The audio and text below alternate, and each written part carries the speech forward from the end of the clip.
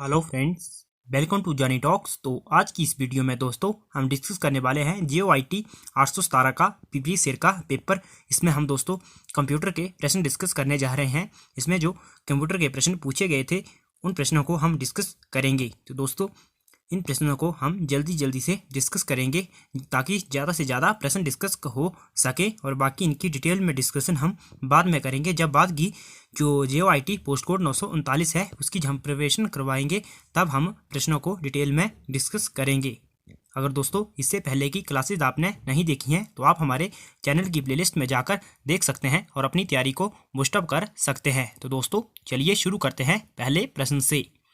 पहला जो प्रश्न है दोस्तों वो है, Which of the following HTML tags is used to create a numbered list of items?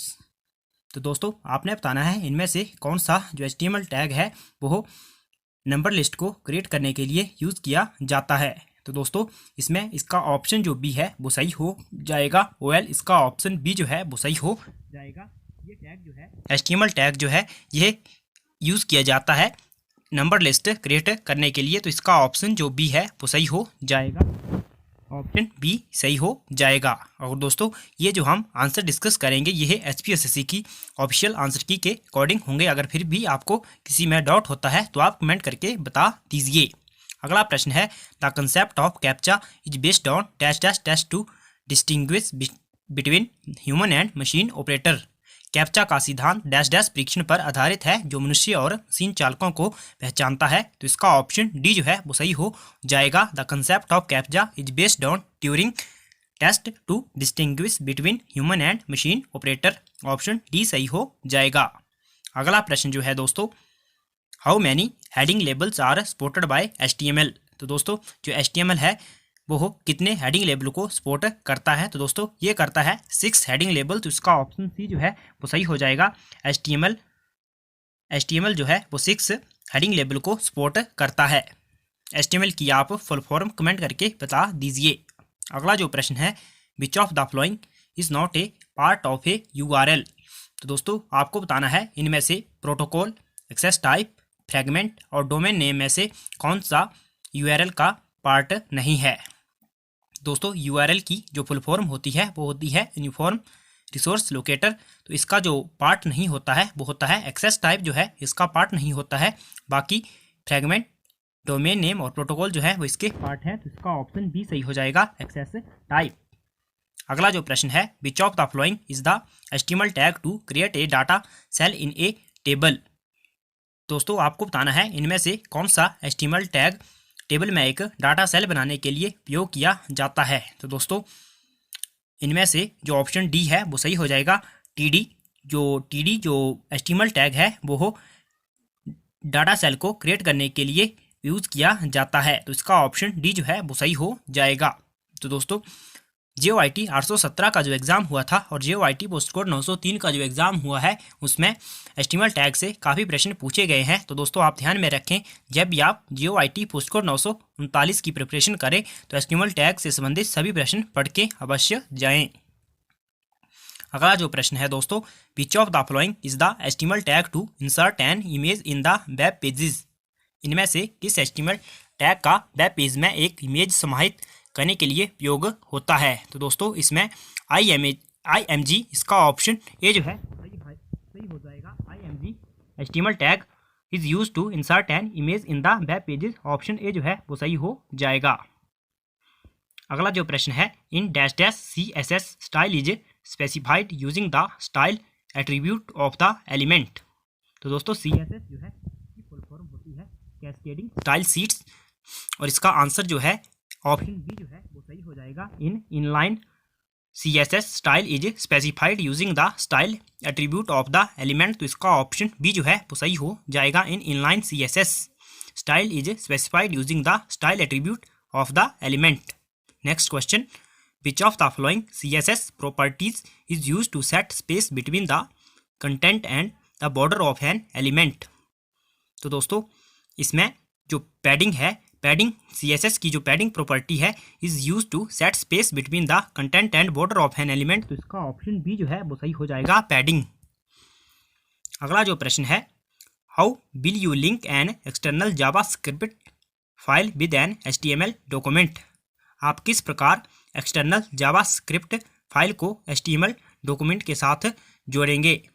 तो दोस्तों इसका जो ऑप्शन ए जो है वो सही हो जाएगा यूजिंग स्क्रिप्ट एलिमेंट। तो इसका ऑप्शन ए जो है वो सही हो जाएगा using script element. Option A जो है वो सही हो जाएगा। अगला प्रश्न है which of the following HTML tags is use to create a hyperlink in the web page. Web page में हाइपरलिंक बनाने के लिए इनमें से कौन से HTML टैग का उपयोग होता है। तो दोस्तों इसका ऑप्शन जो सी है वो सही हो जाएगा। ए जो है A HTML tags is use to create a hyperlink in the web page. Option C जो है वो सही हो जाएगा। अगला जो प्रश्न है दोस्तों इसकी मैंने आपको बताया डिटेल में डिस्कशन हम जब JOIT पोस्ट कोड 939 की प्रिपरेशन करेंगे, उसकी क्लासेस लेंगे, उसमें हम इसकी डिटेल में डिस्कशन करेंगे। अगला प्रश्न है which of the following is a voice control digital assistant provided by Microsoft Windows 10। आपको बताना है दोस्तों इनमें क्या एक माइक्रोसॉफ्ट विंडोज 10 द्वारा प्रदान किया गया वॉइस कंट्रोल डिजिटल असिस्टेंट है। तो दोस्तों वो है कॉर्टेना। तो इसका ऑप्शन डी जो है वो सही हो जाएगा। दोस्तों आपने एलेक्सा का काफ़ी बार नाम सुना होगा, आप बताइए एलेक्सा क्या है। अगला प्रश्न है which mode disables a device all wireless transmission function like cellular, radio, wifi and bluetooth. Device का कौन सा मोड सभी वायरलेस संप्रेषण फंक्शन को असमर्थ कर देता है जैसे सेलुलर, रेडियो, वाईफाई और ब्लूटूथ। तो इसका ऑप्शन डी जो है वो सही हो जाएगा एरोप्लेन फंक्शन, एरोप्लेन मोड। अगला जो प्रश्न है which of the following is a Microsoft anti malware that provides real time protection against viruses, malware and spyware. तो इसका ऑप्शन बी जो है वो सही हो जाएगा Defender is a Microsoft anti malware that provides a real time protection against virus, malware and spyware. Option B सही हो जाएगा।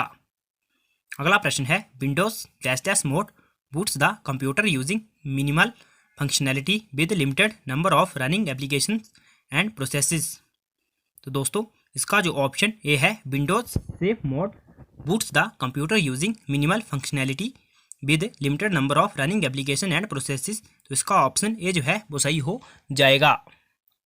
अगला प्रश्न है which of following web browser is installed by default in Windows 10। तो दोस्तों जो विंडो 10 होती है उसमें एज और इंटरनेट एक्सप्लोरर दोनों ही वेब ब्राउज़र होते हैं। तो इसका ऑप्शन ए भी है और डी भी दोनों सही हो जाएगा। ए और डी इसके दोनों सही आंसर हो जाएंगे। अगला प्रश्न है which of following is a free cloud storage service provided by Microsoft to store the personal files of the users. तो दोस्तों इसमें जो वन ड्राइव सुविधा है वो अवेलेबल होती है। OneDrive is a free cloud storage service provided by Microsoft to store personal files of the user. Option D सही हो जाएगा वन ड्राइव। अगला प्रश्न है Windows dash consist of quick action area and the notification area to enable convenient access to them. तो दोस्तों access center जो है वो consist of quick action and notification area to enable convenient access to them. तो option C जो है वो सही हो जाएगा एक्शन सेंटर। अगला प्रश्न है which of the following characters is not allowed in A file name in Windows operating system. तो दोस्तों एक्सक्लेमेशन, डॉलर और डैश जो है वो कैरेक्टर अलाउ होते हैं, लेकिन जो क्वेश्चन मार्क है यह कैरेक्टर अलाउड नहीं होता है विंडोज ऑपरेटिंग सिस्टम में। तो ऑप्शन बी जो है वो सही हो जाएगा क्वेश्चन मार्क। अगला प्रश्न है Which of the following utility is used to check and fix disk error in Windows OS। तो दोस्तों CHK DSK ऑप्शन डी जो है वो सही हो जाएगा। ये यूटिलिटी यूज़ किया जाता है दोस्तों check and fix disk error in Windows operating system. Option D सही हो जाएगा। अगला प्रश्न है what is the shortcut key to open Windows task manager. तो दोस्तों जो विंडो टास्क मैनेजर को ओपन करने की शॉर्टकट की है दोस्तों वो होती है आपकी, इनमें कोई भी ऑप्शन दोस्तों सही नहीं दे रखा है। इसकी जो शॉर्टकट की होती है वो होती है कंट्रोल प्लस एल्ट की जगह दोस्तों शिफ्ट होती है और उसके बाद एस्केप की होती है control plus shift plus escape. इसकी सही शॉर्टकट की होती है विंडो टास्क मैनेजर को ओपन करने के लिए। अगला जो प्रश्न है the dash is a database used by Windows operating system that store the setting for hardware, software and user setting. तो दोस्तों इसका ऑप्शन जो डी है, registry is a database used by Windows operating system that stores the setting for hardware software and user setting. Option D सही हो जाएगा, registry. अगला प्रश्न है, what is the Linux command to terminate a running process. तो दोस्तों जो हो किल है, ये है लिनक्स कमांड है, टर्मिनेट करती है रनिंग प्रोसेस को। तो इसका ऑप्शन सी जो है वो सही हो जाएगा, kill is the Linux command to terminate a running process. Option C जो है वो सही हो जाएगा। अगला प्रश्न है, which of the following clauses in SQL select statement is used to filter the rows as per the given condition. दोस्तों where clause in SQL select statement is used to filter the rows as per the condition. तो option A जो है वो सही हो जाएगा, where clause का इस्तेमाल किया जाता है। अगला जो प्रश्न है दोस्तों, which of the following SQL statement is used to add a new column in a table. तो दोस्तों जो हो अल्टर टेबल एसक्यूएल स्टेटमेंट है, उसका यूज किया जाता है नए कॉलम को ऐड करने के लिए। तो ऑप्शन डी जो है वो सही हो जाएगा, अल्टर टेबल। अगला जो प्रश्न है दोस्तों, which of following language is used as scriptive language in HTML documents. इनमें से कौन सी भाषा HTML डॉक्यूमेंट में स्क्रिप्टिंग भाषा के तौर पर उपयोग की जाती है। तो दोस्तों इसमें जो जावास्क्रिप्ट लैंग्वेज है वो यूज़ की जाती है scripting language in HTML document में। ऑप्शन ए जो है वो सही हो जाएगा। अगला प्रश्न है, which of the following is A DDL SQL command. तो इनमें जो DDL SQL कमांड है वो है क्रिएट। तो इसका ऑप्शन बी जो है वो सही हो जाएगा, क्रिएट। दोस्तों आप DDL की फुल फॉर्म कमेंट करके बताएं। अगला प्रश्न है, which of the following SQL query will find the number of records in a table X for which the column Y has a value of more than 70। तो इसका option A जो है वो सही हो जाएगा, सेलेक्ट काउंट। दोस्तों ये जो साइन है इसको एस्ट्रिक बोलते हैं, और आगे from X where Y is greater than 70। तो इसका ऑप्शन ए जो है वो सही हो जाएगा। अगला प्रश्न है, which of the following attributes must be defined in an input element in HTML form to ensure that it is not left blank. तो दोस्तों required attribute must be defined in an input element in HTML form to ensure that it is not left blank. Option A सही हो जाएगा, required. अगला प्रश्न है, which of following programming language is use to create macros in MS Excel। तो दोस्तों BBA which of the following. तो दोस्तों आपने बताना है कौन सी प्रोग्रामिंग लैंग्वेज का प्रयोग है दोस्तों वो मैक्रो को बनाने के लिए किया जाता है। तो दोस्तों BBA लैंग्वेज जो है ये प्रोग्रामिंग लैंग्वेज है, इसका जो यूज़ है वो हो MS Excel में मैक्रोज को बनाने में किया जाता है। ऑप्शन बी जो है वो सही हो जाएगा, VBA। आप दोस्तों इसकी फुल फॉर्म कमेंट करके बता दीजिए। मैं कमेंट करने के लिए इसलिए कहता हूं दोस्तों ताकि जिसको आता है वो कमेंट करें और बाकी इससे पढ़ सकें। बताने को तो मैं भी बता सकता हूं। अगला प्रश्न है, which of the following CPU components generates timing and control signal for executing and instruction. तो दोस्तों कंट्रोल यूनिट जो कंपोनेंट है CPU का वो जनरेट करता है timing and control signal for executing and instruction. तो ऑप्शन बी सही हो जाएगा, कंट्रोल यूनिट। अगला जो प्रश्न है, the term SSID is associated with the which network. दोस्तों जो SSID टर्म है दोस्तों ये स्पेसिफाई है, यानी कि यह एसोसिएट है वाईफाई से। तो इसका ऑप्शन बी जो है वो सही हो जाएगा, वाईफाई। तो दोस्तों काफ़ी इजी फुल फॉर्म है। अगला जो प्रश्न है, how will you insert the symbol.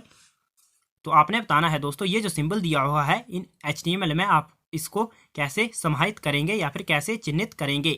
तो इसका ऑप्शन जो दोस्तों सी है वो सही हो जाएगा। दोस्तों ये जो साइन दिया हुआ है एस की तरह, इसको एम्परसैंड कहा जाता है, और एल टी दिया हुआ है तो एम्परसैंड LT। तो इसका ऑप्शन सी जो है वो सही हो जाएगा। आगे जो कॉलन का साइन लगा हुआ है, सेमी कॉलन का साइन लगा हुआ है। अगला जो प्रश्न है, which of the following is A popular GUI Linux desktop environment. तो दोस्तों इनमें जीनोम जो है वो एक popular graphic user interface Linux desktop environment है। तो इसका ऑप्शन ए जो है वो सही हो जाएगा, जीनोम। अगला प्रश्न है, which of the following network devices operate in layer 3 of ISO OSI reference model. तो दोस्तों जो राउटर हैं ये जो हो तीसरी लेयर होती है OSI मॉडल की, उसमें ऑपरेट किए जाते हैं, तो इसका ऑप्शन बी जो है वो सही हो जाएगा, राउटर। अगला जो प्रश्न है, the process of writing data on a CD is also known as data to the CD। दोस्तों the process of writing data on a CD is known as burning, तो ऑप्शन ए जो है वो सही हो जाएगा, बर्निंग। अगला प्रश्न है, which of the following is not a relational database management system. तो दोस्तों MongoDB जो है वो एक रिलेशनल डाटाबेस मैनेजमेंट सिस्टम नहीं है, ऑप्शन सी सही हो जाएगा, MongoDB। बाकी ओरेकल, SQL सर्वर और MySQL जो है यह रिलेशनल डाटाबेस मैनेजमेंट सिस्टम हैं। अगला प्रश्न है, which of the following boxes is not present in CSS box model. तो दोस्तों हेडर जो है वो हो इसमें जो CS बॉक्स मॉडल होता है उसमें प्रेजेंट नहीं होता है, ऑप्शन सी सही हो जाएगा, हेडर।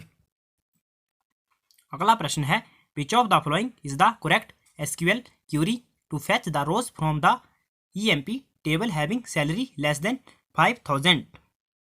तो दोस्तों इसका जो आंसर डी है वो सही हो जाएगा, select asterisk from EMP where salary is less than 5000। तो इसका ऑप्शन जो डी है वो सही हो जाएगा, ऑप्शन डी जो है वो इसका सही हो जाएगा।